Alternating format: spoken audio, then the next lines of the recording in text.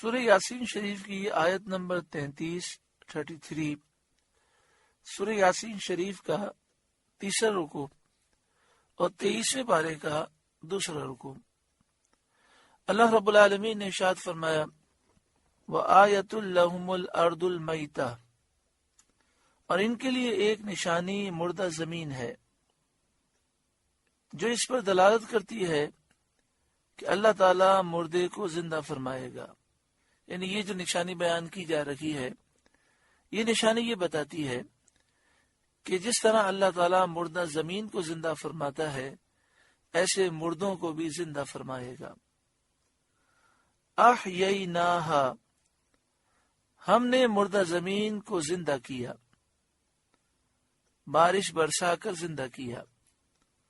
وَأَخْرَجْنَا مِنْهَا حَبًّا، اور پھر اس سے اناج نکالا۔ فَمِنْهُ يَأْكُلُونَ، تو اس میں سے کھاتے ہیں۔ وَجَعَلْنَا فِيهَا جَنَّاتٍ مِّن نَخِيلٍ وَأَعْنَابٍ، اور ہم نے اس زمین میں باغ بنائے کھجوروں اور انگوروں کے۔ وَفَجَّرْنَا فِيهَا مِنَ الْعُيُونِ، اور ہم نے اس میں کچھ چشمے بہائے۔ لِيَأْكُلُوا مِن ثَمَرِهِ، تاکہ اس کے پھلوں میں سے کھائیں۔ وَمَا عَمِلَتْهُ أَيْدِيهِمْ، اور یہ ان کے ہاتھ کے بنائے نہیں۔ أَفَلَا يَشْكُرُونَ، تو کیا حق نہ مانیں گے، تو کیا وہ شکر نہ کریں گے؟ اور اللہ تعالیٰ کی نعمتوں کا شکر کرتے ہوئے اللہ کی فرما برداری وہ نہ کریں گے۔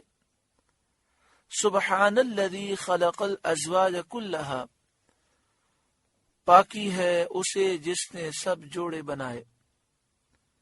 مما تنبت الارض، ان چیزوں سے جنہیں زمین اگاتی ہے۔ ومن انفسہم، اور خود ان سے جوڑے بنائے۔ ومما لا يعلمون، اور ان چیزوں سے جوڑے بنائے جن کی انہیں خبر نہیں۔ اللہ تعالیٰ نے مختلف اناج، غلہ، پھل، پھول، پودے اور جانور اور انسان پیدا کیے۔ ہر ایک کے اللہ رب العالمین نے جوڑے بنائے۔ انسانوں میں مرد، عورت، اور اسی طرح سمندر کی مخلوق اور جو خشکی کی مخلوق ہے اس میں بھی مذکر مؤنث، پودوں میں بھی جوڑے ہیں۔ وَمِمَّا لَا يَعْلَمُونَ، اور ان چیزوں سے جن کی انہیں خبر نہیں۔ بحر و بر کی عجیب و غریب مخلوقات میں سے اللہ تعالیٰ نے مخلوقات پیدا فرمائی، ان کے جوڑے بنائے جس کی انسانوں کو بھی خبر نہیں۔ وَآیَةٌ لَهُمُ اللَّيْلُ، اور ان کے لیے ایک نشانی رات ہے۔ ہماری قدرت عظیمہ پر دلالت کرنے والی نشانی رات ہے۔ نسلخ منہ النہار، ہم اس پر سے دن کھینچ لیتے ہیں تو بالکل تاریک رہ جاتی ہے، یعنی بالکل اندھیرا ہو جاتا ہے۔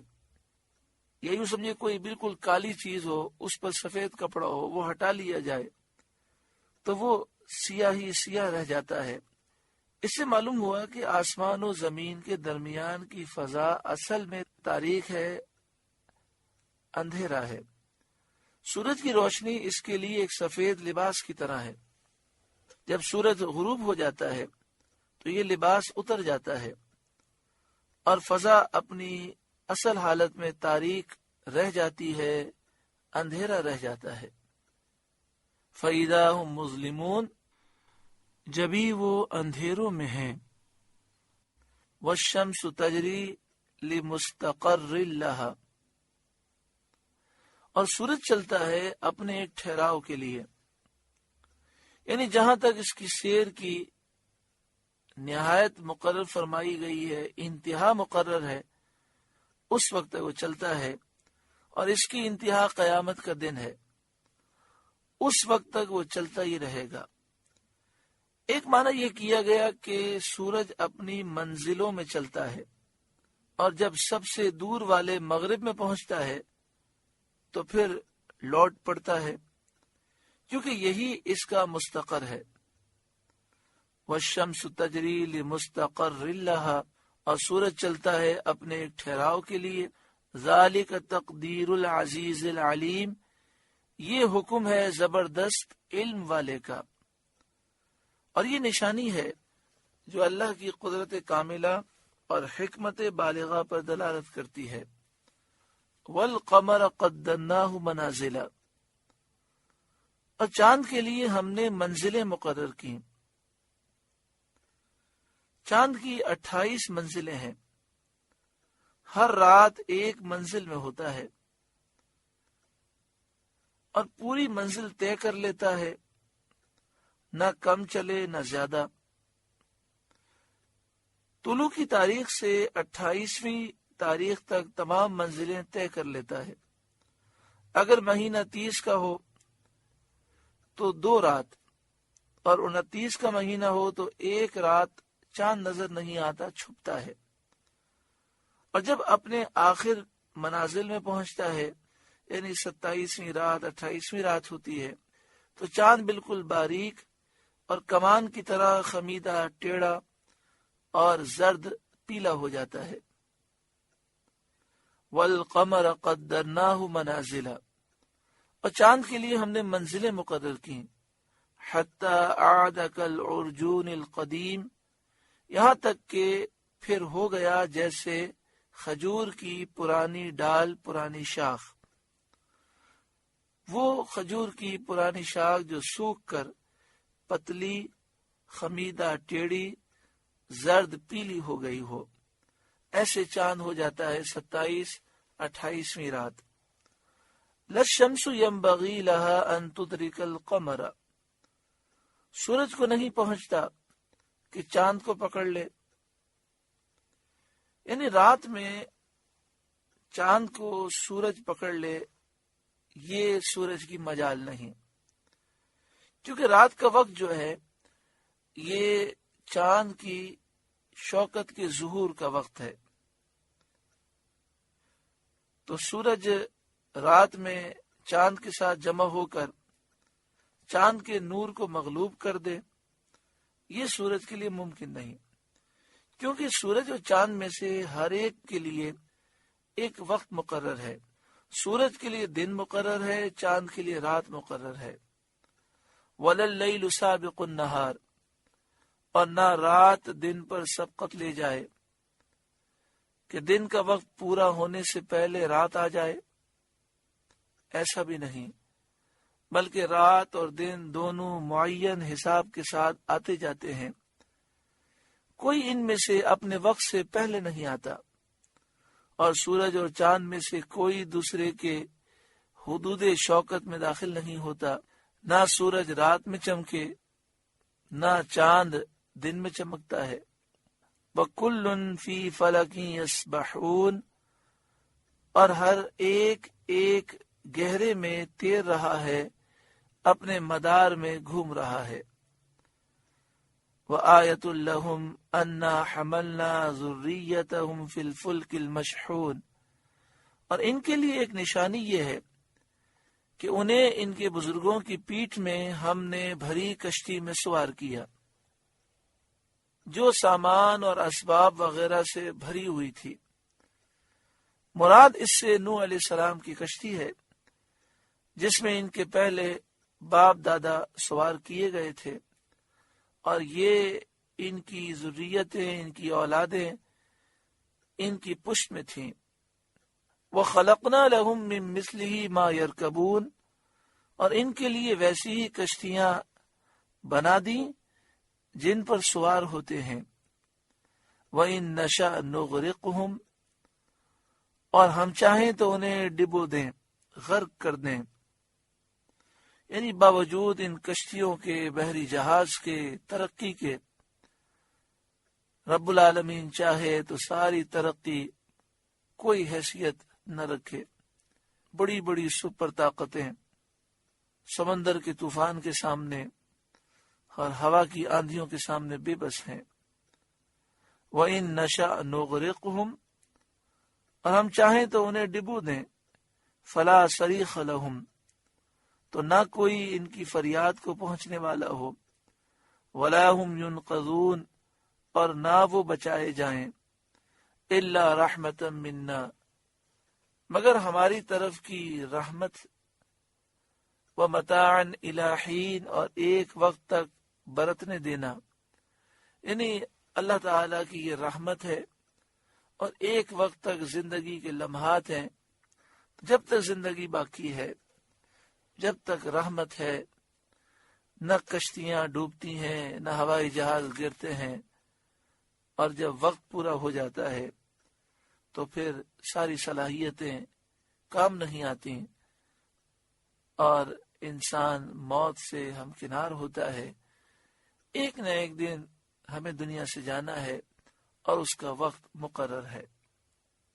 وَإِذَا قِيلَ لَهُمُ اتَّقُوا مَا بَيْنَ أَيْدِيكُمْ وَمَا خَلْفَكُمْ، اور جب ان سے فرمایا جاتا ہے ڈرو تم اس سے جو تمہارے سامنے ہے اور جو تمہارے پیچھے آنے والا ہے، سامنے سے مراد ہے دنیا کا عذاب، اور پیچھے آنے والا ہے، اس سے مراد آخرت کا عذاب ہے، تو دنیا اور آخرت کے عذاب سے ڈرو، لعلکم ترحمون، اس امید پر کہ تم پر مہربانی ہو، رحم ہو۔ تو یہ سن کر وہ منہ پھیر لیتے ہیں۔ وما تأتیہم من آیۃ من آیات ربہم الا کانوا عنہا معرضین، اور جب کبھی ان کے رب کی نشانیوں میں سے کوئی نشانی ان کے پاس آتی ہے تو اس سے منہ ہی پھیر لیتے ہیں۔ یعنی ان کا دستور اور طریقہ کار یہی ہے کہ وہ ہر آیت، ہر نشانی، ہر نصیحت سے اعراض کرتے ہیں، روگردانی کرتے ہیں اور منہ پھیر لیتے ہیں۔ وَإِذَا قِيلَ لَهُمْ أَنفِقُوا مِمَّا رَزَقَكُمُ اللَّهُ، اور جب ان سے فرمایا جائے اللہ کے دیے میں سے کچھ اس کی راہ میں خرچ کرو، قَالَ الَّذِينَ كَفَرُوا لِلَّذِينَ آمَنُوا، تو کافر مسلمانوں کے لیے کہتے ہیں أَنُطْعِمُ مَن لَّوْ يَشَاءُ اللَّهُ أَطْعَمَهُ، کیا ہم اسے کھلائیں جسے اللہ چاہتا تو کھلا دیتا۔ اس آیت کریمہ کا شان نزول یہ ہے کہ یہ آیت کفار قریش کے بارے میں نازل ہوئی، جن سے مسلمانوں نے کہا تھا کہ تم اپنے مالوں کا وہ حصہ غریبوں پر، مسکینوں پر خرچ کرو جو تم نے اپنے گمان میں اللہ تعالیٰ کے لیے نکالا ہے۔ اس پر کفار قریش نے کہا کیا ہم ان کو کھلائیں جنہیں اللہ تعالیٰ کھلانا چاہتا تو خود کھلا دیتا۔ مطلب یہ تھا کہ اللہ ہی کو غریبوں، مسکینوں کا محتاج رکھنا منظور ہے، اللہ چاہتا ہے کہ یہ محتاج رہیں، تو انہیں کھانے کو دینا اللہ کی مشیت کے خلاف ہوگا۔ یہ بات انہوں نے بخیلی اور کنجوسی کی وجہ سے کہی اور مذاق اڑانے کے لیے کہی، جو بالکل باطل تھی، کیونکہ دنیا دارالامتحان ہے، فقیری اور امیری دونوں آزمائشیں ہیں، امتحان ہیں۔ فقیر کی آزمائش صبر سے ہے اور غنی مالدار کی آزمائش اس سے ہے کہ وہ اللہ کی راہ میں مال خرچ کرے۔ حضرت عبداللہ بن عباس رضی اللہ تعالی عنہما سے مروی ہے کہ مکہ مکرمہ میں زندیق لوگ تھے، جب ان سے کہا جاتا تھا کہ مسکینوں کو صدقہ دو تو کہتے تھے ہرگز نہیں، یہ کیسے ہو سکتا ہے کہ جس کو اللہ تعالی محتاج کرے ہم کھلائیں۔ قال الذین کفروا للذین آمنوا، تو کافر مسلمانوں کے لیے کہتے ہیں انطعم من لو یشاء اللہ اطعمہ، کہ کیا ہم اسے کھلائیں جسے اللہ چاہتا تو کھلا دیتا۔ ان انتم الا فی ضلال مبین، تم تو کھلی گمراہی میں ہو، تم تو نہیں مگر کھلی گمراہی میں۔ وَيَقُولُونَ مَتَى هَذَا الْوَعْدُ، اور کہتے ہیں کب آئے گا یہ وعدہ، یعنی قیامت کب قائم ہوگی، ہم مرنے کے بعد کب اٹھیں گے۔ ان کنتم صادقین، اگر تم سچے ہو اپنے دعوے میں تو بتاؤ۔ انہوں نے یہ بات نبی اکرم صلی اللہ علیہ وآلہ وسلم اور آپ کے صحابہ کرام سے کہی۔ اللہ تعالیٰ ان کے بارے میں فرماتا ہے ما ينظرون الا صیحة واحدہ، وہ راہ نہیں دیکھتے مگر ایک چیخ کی، یعنی وہ ایک زوردار آواز کا انتظار کر رہے ہیں، اور وہ پہلی سور ہے، سور کے پہلے نفخے کا وہ انتظار کر رہے ہیں جو حضرت اسرافیل علیہ السلام پھونکیں گے۔ تأخذهم وهم یخصمون، کہ انہیں پکڑ لے گی، انہیں آ لے گی جب وہ دنیا کے جھگڑے میں پھنسے ہوں گے، یعنی جب سور پھونکی جائے گی تو وہ اچانک ہوگی اور یہ سور انہیں پکڑ لے گی۔ دنیا کے جھگڑے میں پھنسے ہوں گے، خرید و فروخت میں، کھانے پینے میں، بازاروں اور مجلسوں میں، دنیا کے کاموں میں، کہ اچانک قیامت قائم ہو جائے گی۔ حدیث شریف میں ہے نبی کریم صلی اللہ علیہ وسلم نے فرمایا کہ خریدار اور بیچنے والے کے درمیان کپڑا پھیلا ہوگا، نہ سودا پورا ہونے پائے گا، نہ وہ کپڑا لپیٹ سکے گا، نہ کپڑا لپٹ سکے گا، کہ قیامت قائم ہو جائے گی۔ یعنی لوگ اپنے اپنے کاموں میں مشغول ہوں گے اور وہ کام ویسے ہی ناتمام رہ جائیں گے، نہ انہیں خود پورا کر سکیں گے، نہ کسی دوسرے سے پورا کرنے کو کہہ سکیں گے، اور جو گھر سے باہر گئے ہوں گے وہ واپس نہ آ سکیں گے۔